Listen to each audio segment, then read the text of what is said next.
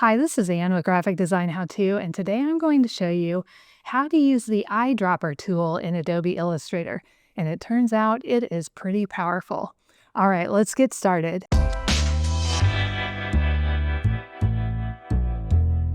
Okay, so as a default, the way the eyedropper works is first you click on the item that you want to change. Then you hit I to get on your eyedropper right over here. And then you click an item where you want the same fill color, for example. By default, Illustrator will pick up the same fill and stroke of whatever you click on. Our blue square now matches the exact color of our rounded square over here. Now, if we click this, this is the object I want to change, and I want the same fill and stroke as this object. I can do the same thing. I'll hit I on my keyboard, and then I'll click on this other object. So now I have the same fill and stroke. Let's try this one down here. We have an appearance down here. Now, as I said, it'll only pick up the kind of basic fill and stroke. So if I hit I now and try this one, we just get the green fill and the blue outline. We don't get this kind of drop shadowy thing. Now, there are two ways to get this appearance on this object. First is a graphic style. So you'll need two windows up. You'll need your appearance up and your graphic styles up. Go to Window, Appearance, and then Window, Graphic Styles. And you'll need to separate them out like this. So this is an appearance that has a 2-point stroke, a transform on that, and then a transform on the fill, and then a stroke down at the bottom. I'm going to click right on this icon and drag it over to Graphic Styles. And now it's saved that in this list. So I can click on this first one and then click this graphic style. And now this whole appearance has been copied onto this. Okay, I'm going to increase this a little bit. And I'm going to hold Shift, use my A tool or direct selection to deselect these inner arrows and then round these corners because it works a little better on a rounded star like this. But I wanted to show you how to use the eyedropper tool to get that same effect. I'm going to hit I on my keyboard to get my eyedropper tool, and then I'll hit Enter or Return to bring up the options. You can also double click on the eyedropper tool to get these to come up. And all we have to do here is click on Appearance and then Appearance over here and say OK. And now when I click this appearance, it copies the whole appearance, not just the basic fill and stroke. Now, I don't recommend doing it that way. I think it's a better idea to use appearance and graphic styles for that, because if you go in here and you're changing things all the time, you'll probably find at some point that this is not working the way you want it to. And I hope you'll remember to go in and undo what you did in the options. So usually I just leave those as default. Okay, now what if I want to change just this dark blue stroke to this orange stroke? You can do that with the eyedropper tool. First, you'll have to hit X to make sure your stroke is activated.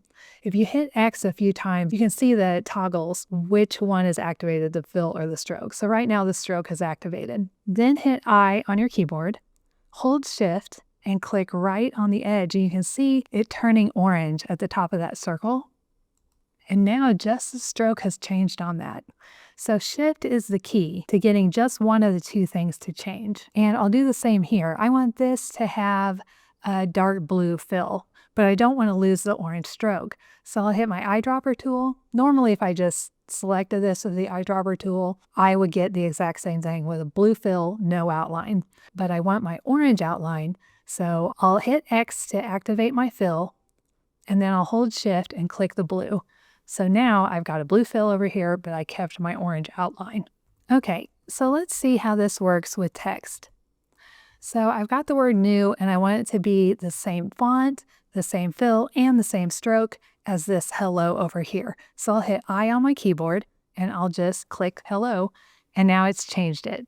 Same thing here. This is the one I want to change. I'll hit I, and I'll click this to get both the fill and the stroke. Now over here we have the same thing. We have an appearance with a few strokes, some transforms on it.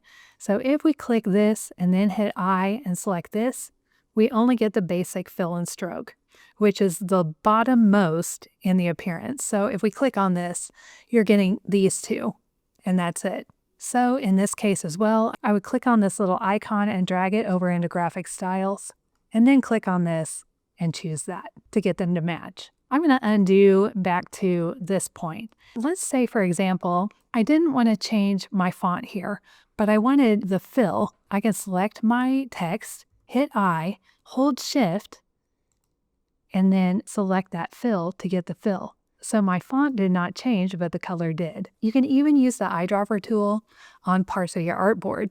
So let's select this, and let's say I wanted to change it to white, the white of the artboard, which actually does not have a color, but it appears as white, so the eyedropper says, okay, let's make it white.